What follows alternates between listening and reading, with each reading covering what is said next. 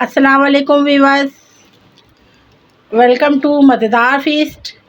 آج میں آپ کے لیے لے کے آئی ہوں اچار گوشت، جو کہ بہت ہی مزیدار بنتا ہے اور جھٹپٹ تیار ہوتا ہے۔ تو ویڈیو کو لاسٹ تک دیکھیے گا، اور میری ویڈیو پسند آئے تو لائک اور شیئر کیجیے گا۔ تو چلتے ہیں اپنی ریسیپی کی طرف، اسٹارٹ کرتے ہیں۔ جھٹپٹ اچار گوشت: چکن آدھا کلو، دھنیا پاؤڈر 1 ٹیبل اسپون، ہلدی پاؤڈر ½ ٹی اسپون، لال پیسی مرچ 1 ٹیبل اسپون، کرش چلی 1 ٹیبل اسپون۔ اچار گوشت کا مسالہ ہے یہ 2 ٹیبل اسپون۔ لہسن ادرک کا پیسٹ ہے 2 ٹیبل اسپون۔ آئل ہے یہ 1 پیالی۔ نمک 1 ٹیبل اسپون۔ چوپ ٹماٹر ہیں 1 پاؤ کے قریب۔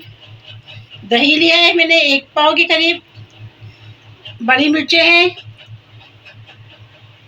10 سے 15 عدد، اور ادرک ہے گارنش کے لیے 1 ٹیبل اسپون۔ یہ میں نے سلائس میں کاٹ لیا ہے چوپ گارنش کے لیے۔ تو اسٹارٹ کرتے ہیں اپنی ریسیپی مزیدار اچار گوشت۔ تو ویڈیو کو لاسٹ تک دیکھیے گا۔ تو چلتے ہیں اپنا مزیدار سا اچار گوشت بنانے کے لیے۔ تو اسٹارٹ کرتے ہیں۔ پتیلا گرم ہو گیا ہے میرا، اور اس میں آئل ڈال رہی ہوں۔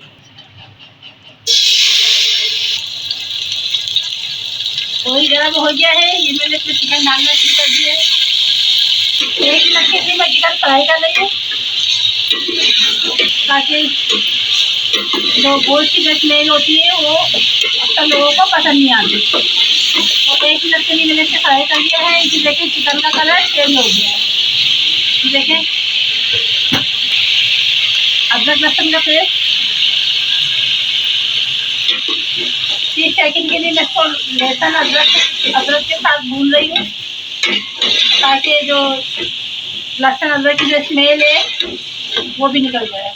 ہائی فلیم پہ فرائی کر رہی ہوں میں اسے۔ اب باقی مسالے ڈال رہی ہوں۔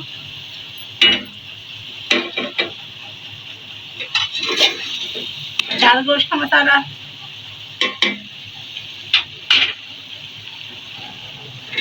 ٹماٹر،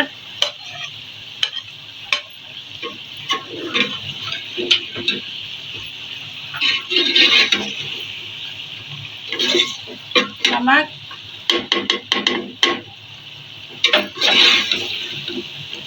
نمک میں نے تھوڑا کم لیا ہے اپنے، کیونکہ مسالے میں بھی نمک ہوتا ہے۔ اچار گوشت کا جو مسالہ ہوتا ہے اس میں بھی نمک ہوتا ہے، تو کہیں کہیں تیز آ جاتا ہے بعض دفعہ۔ آپ اپنے ٹیسٹ کے حساب سے کم زیادہ کر سکتے ہیں۔ اب میں اسے 10 منٹ کے لیے پکاؤں گی میڈیم فلیم پر، کہ جو میں نے اس میں جو ٹماٹر ڈالے ہیں وہ گھل جائے۔ تب تک ہماری چکن بھی گل جائے گی۔ تو ملتے ہیں 10 منٹ بعد۔ 10 منٹ ہو گئے ہیں، اور یہ تقریباً میرا چکن بھی گل گیا ہے یہ، اور یہ ٹماٹر بھی دیکھیں گل گیا ہے یہ۔ اب میں اس میں دہی ڈال رہی ہوں۔ اب میں اس کو بس 5 منٹ پکاؤں گی اس کو،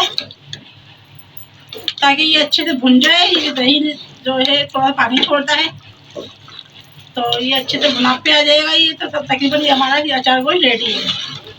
تب تک ہم اس میں جو گرین چلی جو بڑی ڈالیں گے، اس میں تھوڑا مسالہ ڈالتے ہیں اچار کا، پیسٹ کاٹ کے۔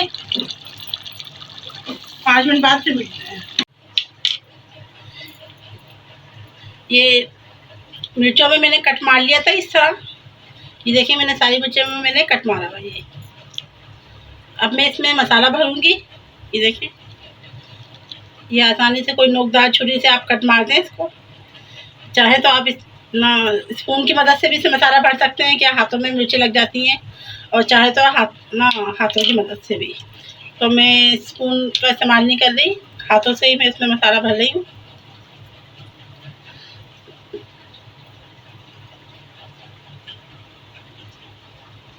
یہ مرچیں جب اچار گوشت میں جاتی ہیں، سالن جب گوشت میں جاتی ہے تو بہت ہی مزے کی لگتی ہیں، اچار گوشت کا ٹیسٹ اور زیادہ اچھا ہو جاتا ہے۔ یہ بڑی مرچیں اس میں اتنی زیادہ تیز بھی نہیں ہوتی ہیں، اور جو لوگ کم مرچیں کھاتے ہیں وہ اس کے بیج نکال لیں۔ یہ اس طرح سے میں ساری مرچیں بھر لوں گی۔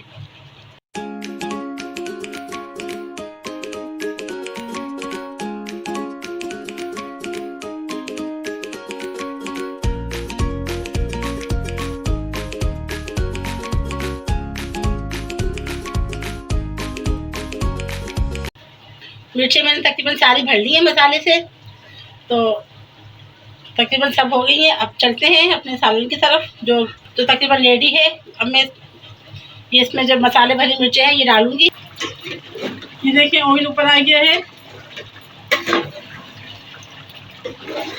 اب میں اس میں اپنے جو مسالہ بھری مرچیں ہیں وہ ڈال رہی ہوں۔